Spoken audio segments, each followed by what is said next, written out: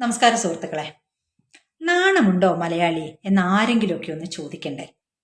നോക്കൂ, 3 മാസം മുമ്പ് കശ്മീരിലെ പഹൽഗാമിൽ 26 നിരപരാധികളായ മനുഷ്യരെ മതം ഉറപ്പിക്കാൻ വേണ്ടി കലിമ ചൊല്ലിച്ചും തുണി പൊക്കി നോക്കിയും മതഭീകരർ കൊന്നുകളഞ്ഞു.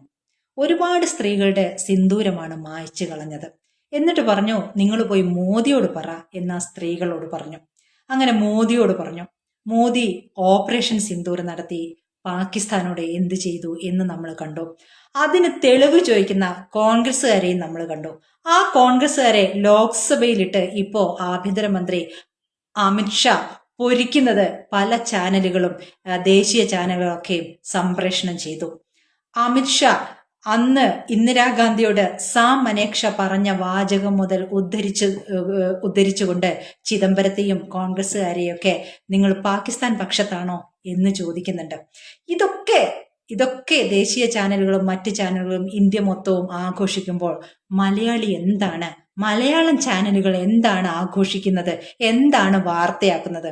ഇനി കേരളത്തിൽ നോക്കൂ, ഗോവിന്ദചാമി എന്ന് പറയുന്ന ചാർലി തോമസ് കണ്ണൂർ സെൻട്രൽ ജയിലിൽ നിന്ന് ചാടി.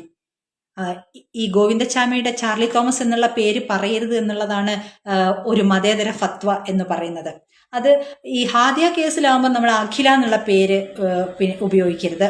അത് ചില പേരുകൾ മതമാറ്റത്തിന് മുമ്പുള്ളതും ചില പേരുകൾ പിന്നീട് മതമാറ്റത്തിന് ശേഷമുള്ളതും വേണം ഉപയോഗിക്കാൻ എന്നുള്ളതാണ് ഇന്ത്യയുടെ ഒരു മതേതര സാഹചര്യം, കേരളത്തിന്റെ പ്രത്യേകിച്ചും.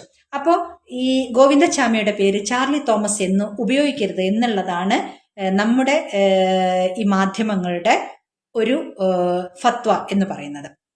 അപ്പൊ ഈ ചാർലി തോമസ് ജയിലിൽ ചാടിച്ചത് പാർട്ടിക്കുള്ളിലെ തന്നെ ഗൂഢാലോചനയാണ്, പിണറായി വിജയനെ താഴെ ഇറക്കാൻ എന്നുള്ള ഒരു ഗൂഢാലോചന സിദ്ധാന്തമൊക്കെ ഇങ്ങനെ കറങ്ങി നടക്കുമ്പോൾ കേരളത്തിന് ഇതൊന്നും ചർച്ച ചെയ്യണ്ട.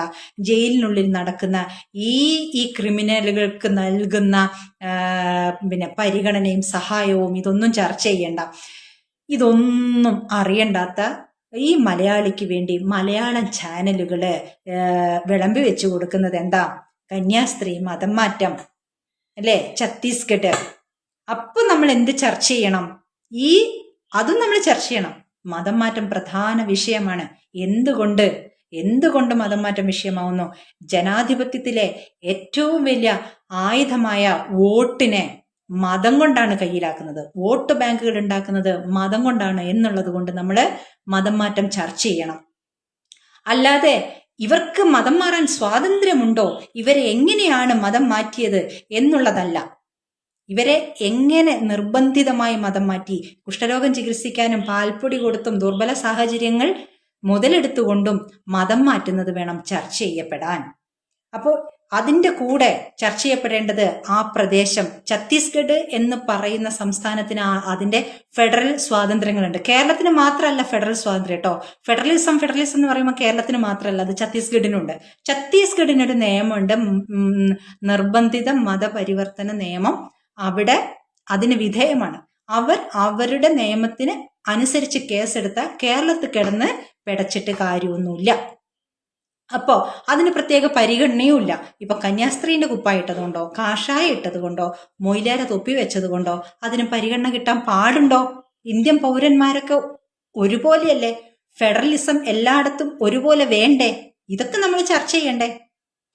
ഇനി ചർച്ച ചെയ്യേണ്ട മറ്റൊരു കാര്യം, ഈ നക്സൽ ബാധിത പ്രദേശമാണ് ഛത്തീസ്ഗഡിലെ ഈ പ്രദേശം എന്ന് പറയുന്നത്. നാരായൺപൂർ മറ്റോ ആണ് ഈ ആദിവാസി പെൺകുട്ടികളെ പുറത്തേക്ക് കൊണ്ടുവന്ന ആ സ്ഥലത്തിന്റെ പേര്.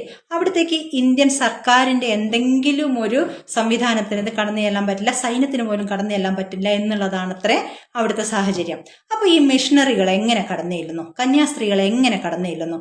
അല്ലെങ്കിൽ അവിടെ നിന്നും ആരാണ് ഈ നക്സൽ ബാധിത പ്രദേശത്ത് നിന്ന് ഈ പെൺകുട്ടികളെ പുറത്തേക്ക് കൊണ്ടുകൊടുത്തത്? അപ്പൊ ആ കൂട്ടത്തിലുള്ള ആ ഒരു പുരുഷൻ ആരാണ്? അവൻ എന്താണ് നക്സലുകളുമായിട്ടുള്ള ബന്ധം? അല്ലെങ്കിൽ മിഷണറികൾക്ക് എന്താണ് നക്സലുകളുമായിട്ടുള്ള ബന്ധം? ഈ സ്റ്റാൻ സാമി എന്നുള്ള ഒരു ക്രിസ്ത്യൻ മിഷണറിയുടെ കഥയൊക്കെ നമ്മൾ കേട്ടിട്ടുണ്ട്. ഇദ്ദേഹത്തെ ജയിലിൽ അടച്ചപ്പോൾ ഒരുപാട് മുതലക്കണ്ണീര് നമ്മൾ കണ്ടിട്ടുണ്ട്. പക്ഷേ ഇദ്ദേഹത്തിന്റെ കയ്യിലും ഒരുപാട് നക്സൽ മാവോയിസ്റ്റ് രേഖകളൊക്കെ ഉണ്ടായിരുന്നു. അപ്പൊ ഈ മിഷണറികളെ നക്സലുകൾ, മാവോയിസ്റ്റുകൾ മതമാറ്റത്തിന് സഹായിക്കുന്നില്ലേ? ഇന്ത്യയെ ആഭ്യന്തരമായി തകർക്കാൻ വേണ്ടി മതം മാറ്റ ലോബികളെ നക്സലുകൾ സഹായിക്കുന്നുണ്ടോ? ഇത് ചർച്ച ചെയ്യണ്ടേ? ഇതെന്താ ചർച്ച ചെയ്യാത്തത്? കന്യാസ്ത്രീകൾക്ക് മതം മാറ്റാനുള്ള, അല്ലെങ്കിൽ സഭകൾക്ക് മതം മാറ്റാനുള്ള ഭരണഘടനാ സ്വാതന്ത്ര്യമാണോ, നമ്മുടെ ആഭ്യന്തര സുരക്ഷയാണോ നമുക്ക് പ്രധാനം എന്നുള്ളത് ഏത് ചർച്ച ചെയ്യണം നമ്മള്? ബംഗ്ലാദേശ് പ്രധാനമന്ത്രിയായിരുന്ന, കലാപം കൊണ്ട് പുറത്താക്കപ്പെട്ട പ്രധാനമന്ത്രിയായിരുന്ന ഷെയ്ഖ് ഹസീനയുടെ ഒരു പ്രസ്താവന നിലവിലുണ്ട്. അതായത് ഇന്ത്യയുടെ വടക്ക് കിഴക്കൻ സംസ്ഥാനങ്ങളെ, അവിടുത്തെ ഗോത്ര വിഭാഗങ്ങളെ മുഴുവനും മതം മാറ്റിക്കൊണ്ട് ഒരു ക്രിസ്ത്യൻ രാഷ്ട്രം, ബംഗ്ലാദേശിന്റെ ചില ഭാഗങ്ങളെയും ചേർത്തുകൊണ്ട് ഒരു ക്രിസ്ത്യൻ രാഷ്ട്രം ഉണ്ടാക്കാനുള്ള പരിപാടി മറ്റ് ചില ക്രിസ്ത്യൻ രാഷ്ട്രങ്ങൾക്കുണ്ട്, ചില വിദേശ രാജ്യങ്ങൾക്കുണ്ട്. അതിന് ഞാൻ നിന്നുകൊടുക്കാത്തത് കൊണ്ടാണ് എന്നെ കലാപം ഉണ്ടാക്കി പുറത്താക്കിയത് എന്നുള്ള ഷെയ്ഖ് ഹസീനയുടെ പരാമർശം, പ്രസ്താവന നിലവിലുണ്ട്. അപ്പൊ അതുകൂടി കണക്കിലെടുത്തുകൊണ്ട് വേണം നമ്മൾ ഈ മതം മാറ്റ ലോബിയെ കാണാൻ. നമുക്കിത് മനസ്സിലാവും. ആദിവാസികളെ, ഗോത്രവർഗക്കാരെ എങ്ങനെ അവരുടെ വിദ്യാഭ്യാസ ഇല്ലായ്മയും ദാരിദ്ര്യവും ഒക്കെ കണക്കിലെടുത്തുകൊണ്ട് ഈ മതംമാറ്റ ലോബി ചൂഷണം ചെയ്യുന്നു എന്നുള്ളത് നമ്മുടെ ചുറ്റുവട്ടത്ത് നോക്കിയാൽ നമുക്ക് മനസ്സിലാവും. നോക്കൂ, നമ്മുടെ വോട്ടർ പട്ടികയിൽ ഈ ആദിവാസികൾക്ക്, ഈ മതം മാറിപ്പോയവർക്ക് അതേ പേരുകളായിരിക്കും. അനിതാന്നോ ബിന്ദുന്നോ കരുണാകരനോ മാധവനോ ഒക്കെ പേരുണ്ടാവും. മുസ്ലിങ്ങളും എന്തായാലും മതം മാറ്റാൻ ചെല്ലൂല കേട്ടോ. മുസ്ലിങ്ങൾക്ക് അവശത ഇല്ലാത്തത് കൊണ്ടാണോ എന്നൊന്നും അറിയില്ല. ഇപ്പോ പിന്നെ ഒരാൾ പറഞ്ഞത് അനുസരിച്ച് സച്ചാർ കമ്മിറ്റിയുടെ റിപ്പോർട്ട് പ്രകാരം മുസ്ലിങ്ങളാണ് ഏറ്റവും കൂടുതൽ അവശത അനുഭവിക്കുന്നത്. പക്ഷെ ഈ അവശത അനുഭവിക്കുന്നവരെ സഹായിക്കാനൊന്നും ക്രിസ്ത്യൻ മിഷണറി ചെല്ലാറില്ല മുസ്ലിങ്ങളെ സഹായിക്കും. കാരണം നല്ല നെയ്യപ്പം ചുട്ടത് കിട്ടും, ചൂടോടെ കിട്ടും. അതുകൊണ്ട് അങ്ങോട്ട് പോവാറില്ല. അപ്പോൾ ഹിന്ദു ഗോത്രവിഭാഗത്തിന്റെ അടുത്താണ് ഈ പരിപാടിയൊക്കെ നടക്കുള്ളൂ. അവിടേക്കാണ് ചെല്ലുന്നത്. അപ്പൊ അവിടെ ചെന്ന് കഴിഞ്ഞിട്ട് എന്ത് ചെയ്യുന്നു? ഈ ദുർബല വിഭാഗങ്ങളിൽ ഏതെങ്കിലും ഒന്നിനെ വിലക്കെടുക്കുന്നു. നമ്മളെ ചെറുപ്പകാലത്ത് തന്നെ നമ്മൾ കണ്ടിട്ടുണ്ടാവും, നമ്മുടെ പുഴയിലും കുളത്തിലൊക്കെ മുക്കിയിട്ട് ദൈവത്തെ കണ്ടോ ദൈവത്തെ കണ്ടോ എന്ന് ചോദിക്കുന്നത്. അത് ചിലപ്പോൾ ആ പ്രദേശത്തെ നമുക്ക് അറിയാവുന്ന ഒരു പാവപ്പെട്ട വിധവയും മക്കളും ആയിരിക്കും. എന്തെങ്കിലും സാമ്പത്തികമായ സഹായം അല്ലെങ്കിൽ ഒരു വീട് വെച്ച് കൊടുത്തിട്ടൊക്കെ ഇവരെ ഇങ്ങോട്ട് വിലക്കെടുക്കും. എന്നിട്ട് പിന്നെ ആ വിത്ത് അവിടെ ഇട്ട് കഴിഞ്ഞു. പിന്നെ അവരാണ് പ്രവർത്തിക്കുന്നത്. അവർക്ക് പണം വരും. അവർക്ക് വരുന്ന പണത്തിനു വേണ്ടി അവർ പെറ്റമ്മയും പിറന്ന നാടും സ്വർഗത്തേക്കാൾ ശ്രേഷ്ഠമാണ് എന്ന മൂല്യബോധമില്ലാത്ത ആ ഒരു കുടുംബം അല്ലെങ്കിൽ ആ ഒരു വ്യക്തിയുടെ ആ അധമ പ്രവൃത്തിയാണ് നമ്മുടെ പ്രദേശത്തെ ഈ ജനസംഖ്യാനുപാതം മാറ്റുന്നത്, ഒരു വോട്ട് ബാങ്ക് ഉണ്ടാക്കുന്നത്. പേരുകൾ നിലനിർത്തിക്കൊണ്ട് ഇന്നലത്തെ ഏഷ്യാനെറ്റ് ചർച്ച നോക്കുന്നവർക്ക് മനസ്സിലാവും, കണ്ടവർക്ക് മനസ്സിലാവും, അല്ലെങ്കിൽ അത് ഒന്ന് ചെക്ക് ചെയ്താൽ മനസ്സിലാവും. ഇന്നലെ ആ വികാരി അച്ഛൻ പറയുന്നുണ്ട്, റെക്കോർഡിക്കലി മതം മാറ്റിയിട്ടില്ല, ഇവർക്ക് കിട്ടുന്ന ആനുകൂല്യങ്ങൾ കിട്ടാണ്ടായി പോകുന്നതിന് റെക്കോർഡിക്കലി മതം മാറ്റിയിട്ടില്ല. ഇതെല്ലാ സംസ്ഥാനങ്ങളിലും ഇതാണ് നടക്കുന്നത്. കർണാടകയിലും തമിഴ്നാട്ടിലും കേരളത്തിലും ഛത്തീസ്ഗഡിലും ഒക്കെയും ജനസംഖ്യാനുപാതം മാറിക്കഴിഞ്ഞു, വോട്ട് ബാങ്കുകൾ ഉണ്ടാക്കപ്പെട്ട് കഴിഞ്ഞു. പക്ഷെ പേര് ഹിന്ദുവിൻ്റെതാണ്. ഇതാണ് യാഥാർത്ഥ്യം. അപ്പോ നമ്മൾ എന്ത് ചെയ്യാൻ പോകുന്നു ഇനിയുള്ളതെന്നാ, ഇനി നമ്മൾ എന്ത് ചർച്ച ചെയ്യണം എന്നുള്ളതാണ്. ഇതൊക്കെയാണ് നമ്മൾ ചർച്ച ചെയ്യേണ്ടത്. ഈ കന്യാസ്ത്രീ കുപ്പായത്തിനുള്ളിൽ ഇരുന്നു കൊണ്ട് അതിന് നമ്മൾ കൊടുക്കുന്ന പരിഗണന വെച്ചുകൊണ്ട് ഇവർ എന്ത് ചെയ്യുന്നു എന്നുള്ളതാണ് പ്രധാനം.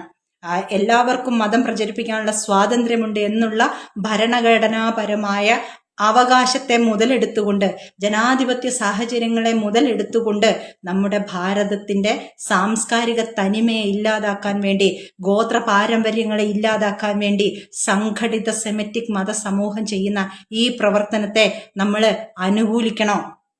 ഓരോ പൗരനും ചിന്തിക്കണ്ടേ? രാഷ്ട്രീയക്കാർക്ക് പല ലക്ഷ്യങ്ങളും ഉണ്ടാവും.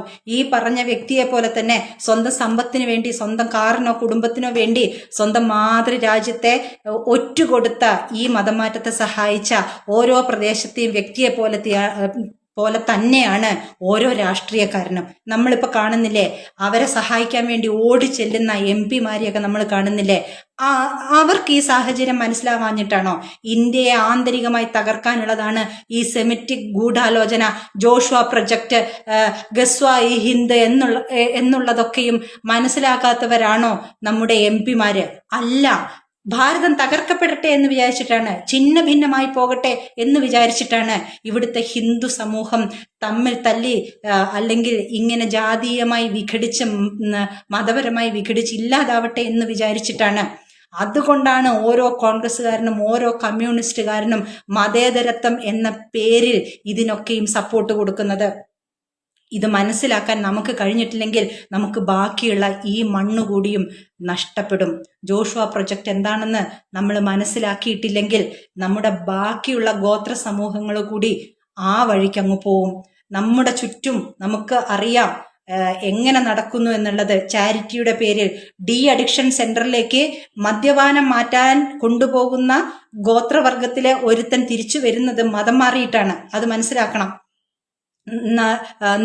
രാഷ്ട്രീയ പാർട്ടിയിലുള്ളത് കൊണ്ട് പിന്നെ പൊതുപ്രവർത്തക എന്നുള്ള നിലയിൽ പോലീസ് സ്റ്റേഷനിലൊക്കെ നേരിട്ട് പോയിട്ട് ഇങ്ങനെയുള്ള കാര്യങ്ങൾ കൈകാര്യം ചെയ്തിട്ടുണ്ട്. ഞങ്ങൾ ചെന്നതുകൊണ്ട് മാത്രം ഈ അറിയിക്കാതെ കൊണ്ടുപോയതാണ് ഈ ഗോത്രവർഗത്തിലുള്ള ഒരാളെ ഡി അഡിക്ഷൻ സെന്ററിലേക്ക്. അവിടെ നിന്നാണ് കണ്ടുകിട്ടിയത്.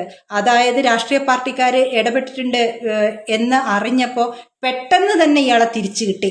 അതുവരെ ഇയാളെ പറ്റി ഒരു അഡ്രസ്സും ഇല്ലായിരുന്നു, എവിടെയാണുള്ളത് ഒന്നും അറിയില്ല. കൊന്നു കുഴിച്ചിട്ട് കളഞ്ഞു എന്നൊക്കെ പറഞ്ഞ് കരഞ്ഞുകൊണ്ടാണ് ആ അച്ഛൻ ഞങ്ങളുടെ സമീപത്തേക്ക് വന്നത്. അങ്ങനെ ഞങ്ങളും കൂടെ പോലീസ് സ്റ്റേഷനിൽ ചെന്ന് പരാതി കൊടുത്ത് അന്വേഷണം പെട്ടെന്ന് തന്നെ 2 മണിക്കൂർ കൊണ്ട് ഞങ്ങളെ തിരിച്ചു വിളിച്ചു.